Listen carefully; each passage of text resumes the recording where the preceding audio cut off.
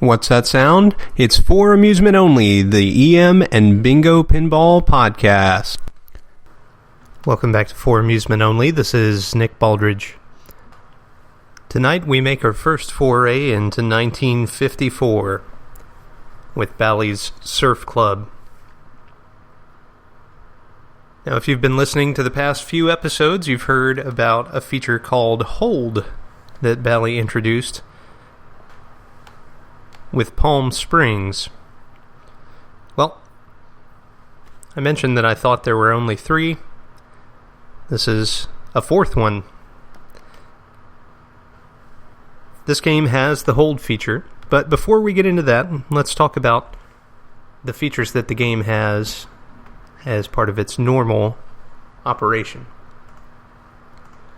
This is a bingo game, which means that there's a 5x5 grid of 25 numbers. There are 25 trap holes on the playfield and a ball return.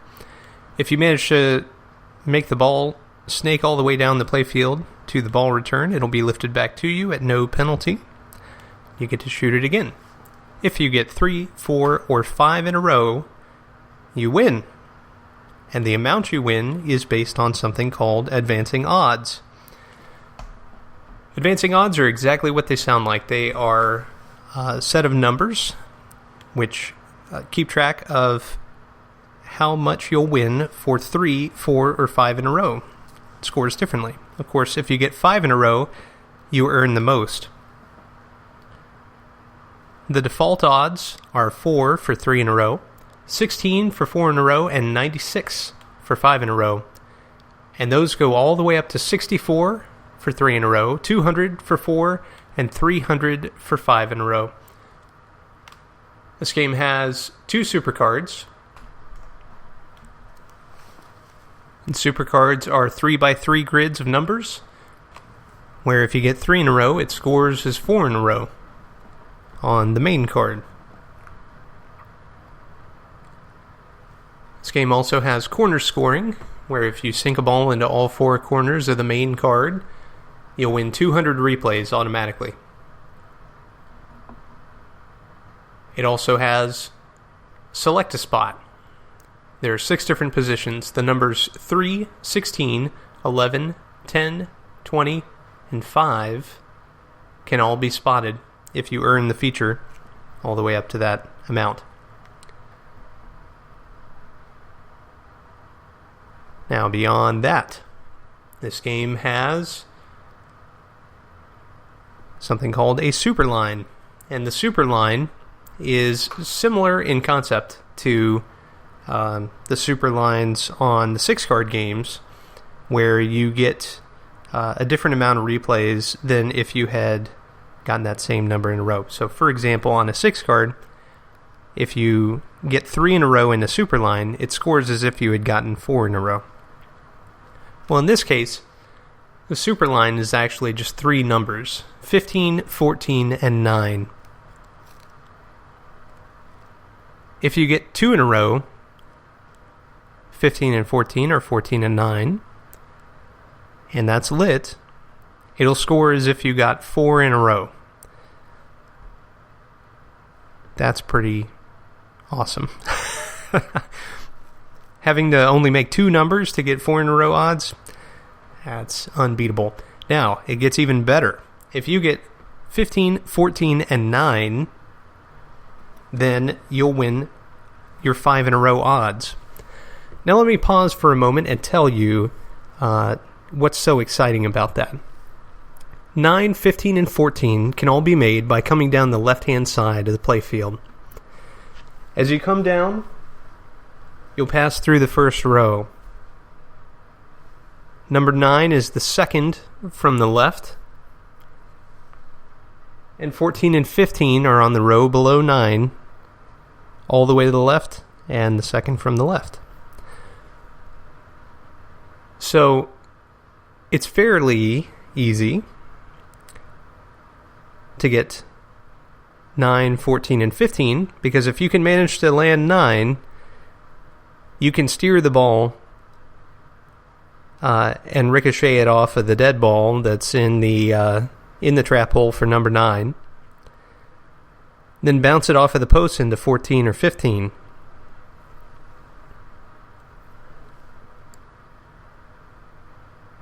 That is pretty cool. I mean, 5 in a row for 9, 14, and 15. That's pretty amazing. So, there's a catch. There's always a catch. The catch for this is that the player has to make a decision. You can play for the super line, or you can have spotted numbers. You can't have both at the same time.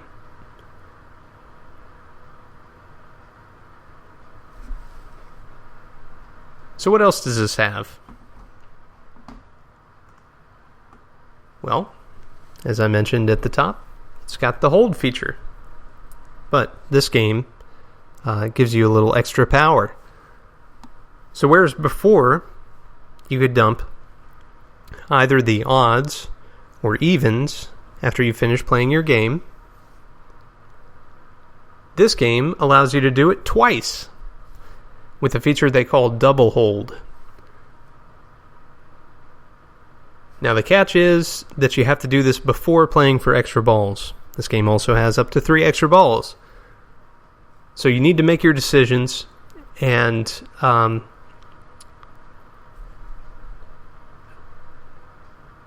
hold all evens or odds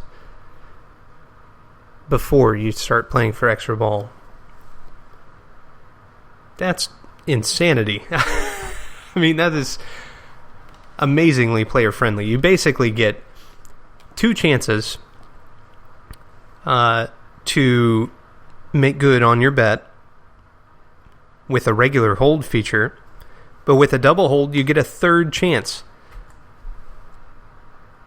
So think about this in concert with the super line I was talking about. Say you make number 9 and 15. They're not contiguous. You still need number 14. Well, if you hold your odds, then it'll dump all the balls that are in the even numbers. And you get a whole another set of chances to land in number 14. It's pretty sweet. This game also has rollovers. The typical red and yellow come back again for another round. In this case, they actually give you your super cards, 1 or 2, when lit. So that's pretty neat, and yet another challenge to try to earn those super cards. Based on the artwork, it appears that you can also earn them at mystery intervals.